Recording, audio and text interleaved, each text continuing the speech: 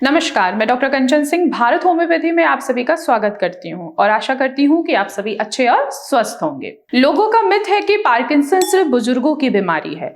यह बीमारी सिर्फ 60 से 70 साल के लोगों को होती है क्योंकि ज्यादातर मरीज उसी उम्र में दिखाई देते हैं। लेकिन सच्चाई पार्किंसन किसी भी उम्र में शुरू हो सकता है क्योंकि इसका असली कारण उम्र नहीं बल्कि ब्रेन की उन कोशिकाओं का खराब होना है जो डोपामिन नाम का केमिकल बनाती है। यह सेल डैमेज किसी भी उम्र में शुरू हो सकता है, जैसे कि 20 साल की उम्र में भी हो सकता है, 30, 40 या 50 के एज में भी हो सकता है। जब पार्किंसन 40 वर्ष से पहले शुरू हो जाए उसे यंग ऑनसेट पार्किंसन डिजीज कहते हैं। पार्किंसन किसी भी उम्र में क्यों हो सकता है, तो चलिए इसके पीछे का रीजन हम जानते हैं। पार्किंसन में शरीर के दिमाग के अंदर जो सबस्टेंशिया नाइग्रा नाम का हिस्सा है वो डैमेज होने लगता है। यह हिस्सा डोपामिन नाम का केमिकल बनाता है जो शरीर की मूवमेंट को स्मूथ रखता है।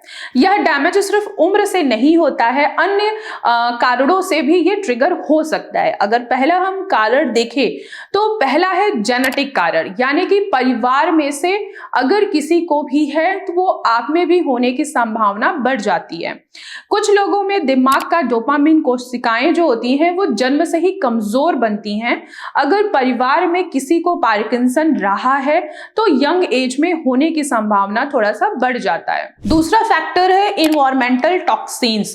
कुछ केमिकल डोपामिन कोशिकाओं को धीरे धीरे नुकसान पहुंचा देते हैं, जैसे कि पेस्टिसाइड्स हो गया, हैवी मेटल्स हो गए और इंडस्ट्रियल टॉक्सिन्स हो गए, उनमें ज्यादातर देखने को मिलती है। एंड तीसरा जो रीजन होता है, फैक्टर होता है, रिस्पॉन्सिबल होता है, वो होता है हेड इंजरी या ब्रेन ट्रोमा हो गया है। बार बार अगर सर पे चोट लग रही है, दिमाग में इंफ्लेमेशन बढ़ रहा है और डोपामिन न्यूरॉन्स जल्दी डैमेज हो रहे हैं, तो ये भी एक फैक्टर होता है। एज से पहले आपको पार्किंसन हो सकता है। चौथा जो फैक्टर होता है वो होता है ऑक्सीडेटिव स्ट्रेस।